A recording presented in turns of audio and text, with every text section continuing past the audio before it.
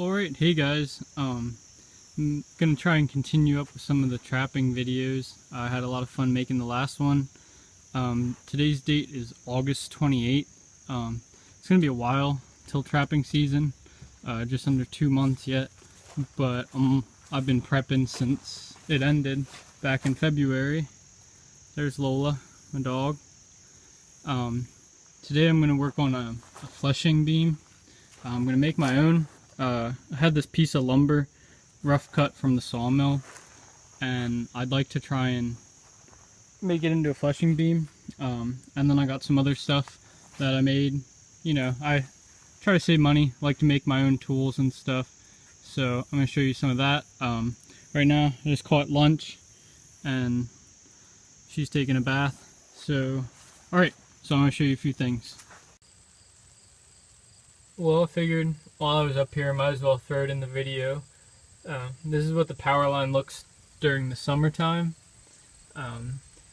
You watched the other video, you see down there, I had a double, and I think between that double I ended up with 9 fox between those two traps, and then I caught one up there further in that corner, and then I got 2 down there.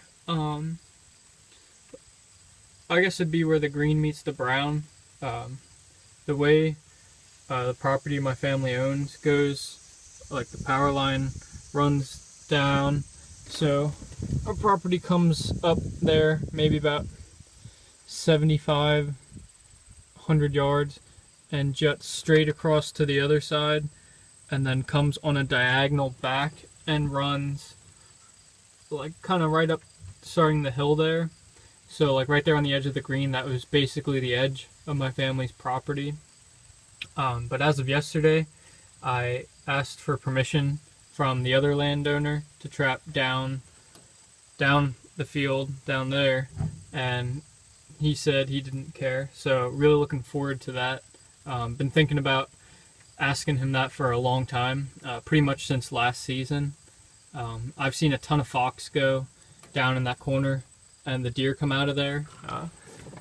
One of the stands I hunt is right here on the corner, so I actually marked it off. It's 196 yards down to that corner, so 200 yards pretty much. Seen a lot of fox and deer activity, and there's actually a pond and a creek back in there too. So I was riding around and I was thinking, plan out where I'm gonna put traps and stuff, and I figured, the power line's good for 4 traps, and throw 2 doubles out. But now that I can throw some down there, probably have 4 doubles. I don't know, 8 traps. We'll see how I feel when it comes. Something that I heard, I went to the Pennsylvania Trapping Convention this year, and I got to meet a lot of cool people. I can't remember. I watched a demo by Phil Brown and Mark Zager. They're pretty much like the Red Fox and Coyote Kings of, I don't know, the East Coast, maybe the world, I don't know. But I'm thinking it was Mark who said, someone asked a question about, how many traps should I put on my trap line? How many should I put out? He said, I was thinking about, I have 5 out, and I was thinking about 10. What do you think? And I'm pretty sure it was Mark who said, he said, if you can set 5, why not 10? Why not 20? Set as many as you can. Personally, I wouldn't put 20 traps up here, because there's just, certain ways the fox are moving, but down there is definitely one of them. So yeah, I, don't want to count my chicks before they hatch, but I'm sure I'll probably catch at least 5 fox down there this year. I caught 12 on the power line up here this year, so hopefully I can do 12 again. We'll see, but I'm sure I'll catch at least 5 down there. That is just a major good highway. So alright, just want to give you a look here. Really counting down the days. These 2 months are going to go by very slow, but luckily deer season opens in 18 days, I'm not a huge early season archery person. You know, the fawns still have spots. Um, you know, I don't like the heat. I like to I like it when it's the dead of winter. You know, cold. You can let them hang outside. Today's probably about 75 degrees, 80 degrees maybe. So, yeah. So we'll see. You know, prepping traps and such. All right, guys. I'll check with you later. All right. So, since I put the power line clip in, might as well do this. I guess it probably would have been this early spring. We made a clearing here. This would be just down the trail. The power line's up there. So this is just down the trail here from it. This was all woods, but we made this nice clearing here. There's a lot of dead birch and some were alive too, I guess. But we were thinking about, you know, just making like a little food plot in here. It's actually a blind up there for my grandfather's brother. He actually shot a buck out of there this year, but we thought, you know, if we could get a food plot down here, that would be good, because we have a couple like way on the other side of the mountain. I mean, I guess the power line is essentially a food plot for him too, with the crops on there. There's buckwheat and sorghum, and then I guess the buckwheat was mowed down by the deer pretty hard, so they're gonna put some kind of rye in there or something, or winter wheat, I don't know. But I don't know why we decided that we were gonna try and plant corn in here, and we had a pretty rainy summer, which was good for the corn, but I don't think it was enough sunlight, and then as this weeds and shit came up, it just probably choked it out. But this is definitely gonna be a good spot for fox traps. You know, always have that in the back of my mind. Hunting normally comes first, but you know, I don't know, trapping's, I don't know, it gets in your blood, you know, pretty addicted. Contends with hunting season, you know, sometimes, I don't know, I guess I'd rather trap than hunt, you know, some days, but I guess we'll come in with the tractor and tear this up, and then, I don't know, it's getting pretty late in the season here, so, I don't know, maybe some, like, throw and grow, some of that biologic. We've done pretty well for that, or with that, I mean. So, yeah, alright, I'm sure I'm going to show you guys some sets down here. Hopefully it'll be good for a couple foxes. Sure, I'll get maybe a raccoon or something down here, since we are kind of still in the woods. Maybe a couple possums in the early season, unfortunately, but hopefully it'll be good for a fox. Still got some firewood to pick up, but alright, yeah, that's it. Just wanted to stop quick, show you guys. This spot right here is where I throw all my fox carcasses. I like to put a trail camera out too, just to see what comes along. Pennsylvania law, you can't have bait visible from the air and have trap set. So, I mean, which is fine, you know, I don't want to catch turkey vultures and hawks and stuff. But I just like to throw the bodies out here and just see what goes on. I got some cool pictures. I have a great horned owl eating a raccoon, and it's all puffed up defending it from a deer, which was like standing back in there.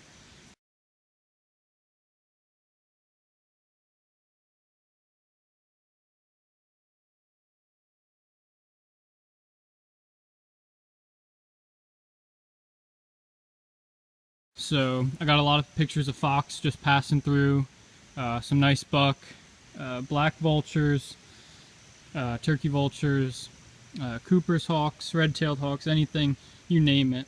I don't think I have a trap probably for, I don't know, the nearest ones would be way down there, probably like, I don't know, 1,000 yards away.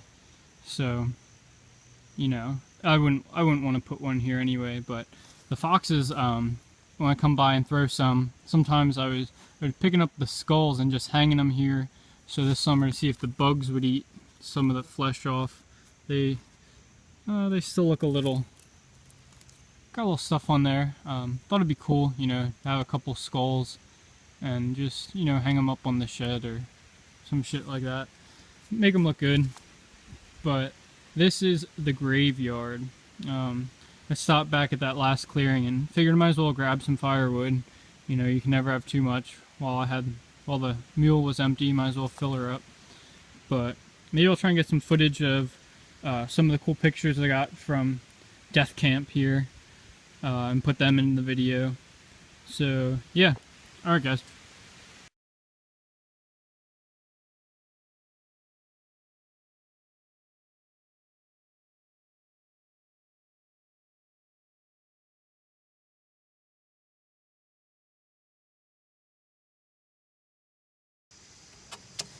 Just wanted to throw some, I saw some tracks. It looks like, I'd say probably a fox right there in the middle, and then looks like some big coon tracks.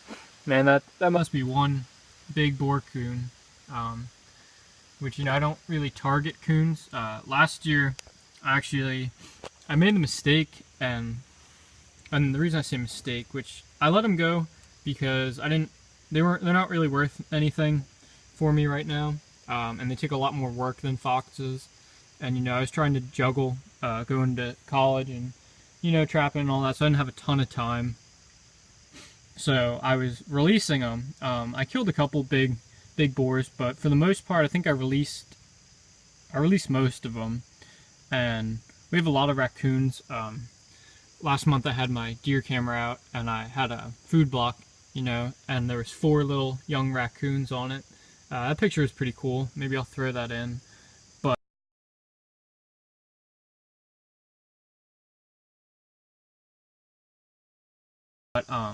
you know, we don't have much of a turkey population here.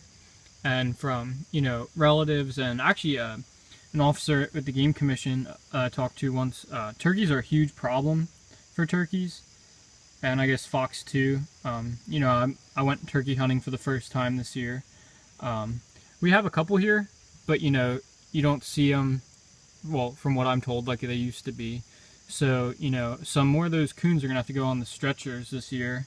And I don't know, probably won't sell them. Maybe I'll just tan them myself or do something or give some away. But yeah, this fox track here looks like it's a pretty nice sized one. You know, if that's my hand, you know, that's not a little pup from this year. And that, I think that's a coon. You know, not the expert, but it's pretty big. You know, that's, for comparison, it's about the same size as the fox. You know, that wasn't one of those young little coons this year. But I guess this video is getting pretty long now. And you know, I guess this is one of the more boring ones. You know, no fox catches or anything. We're not in season yet. So I think I might split it up into 2. I'll just put this footage here in one video, and then I'll do another one, and I'll show you all the stuff I made, like the stake puller, some new traps. I got a new gun for the trap line this year, even though I club all my foxes, but you know, if I'm gonna take more coons, you know, I'm gonna shoot coons. I clubbed 1 coon once, and that'll be the first and last. The rest will get shot.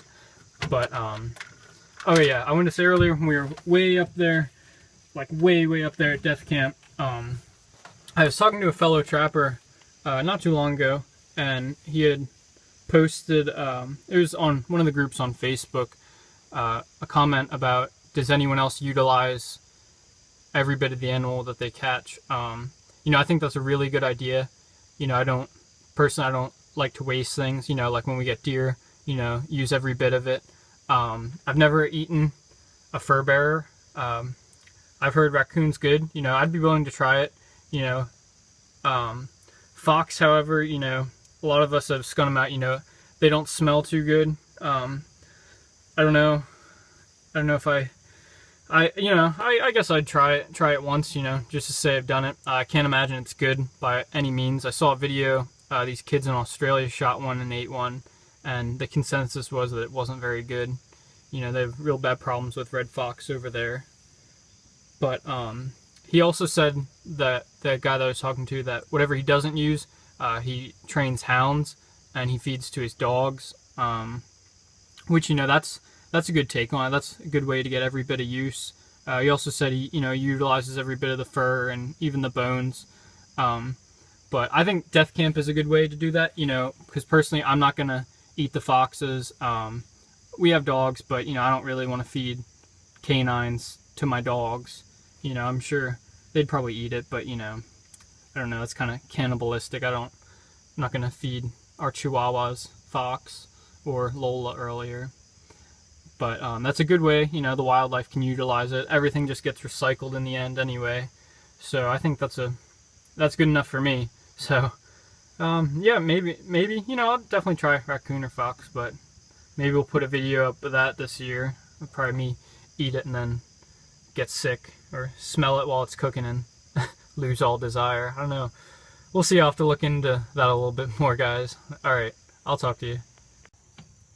Alright, so I guess for the gear video, this, hopefully, you know, we'll get a good snow this year, and, you know, if it's in trapping season, hopefully I'll get to take this baby out.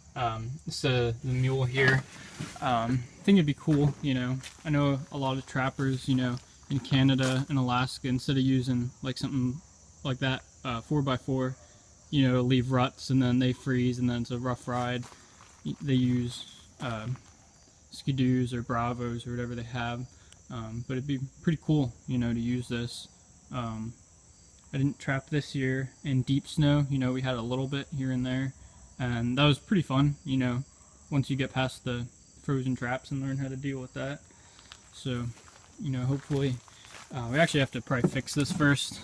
We pulled it out of here and something's wrong. The belt's spinning, but it's not catching. I have no idea. I'm not a snowmobile mechanic, and I know the skis are a little rough on it, but I don't know, hopefully we'll get her fixed up and I'll have this in a video this year. Alright guys, check you later.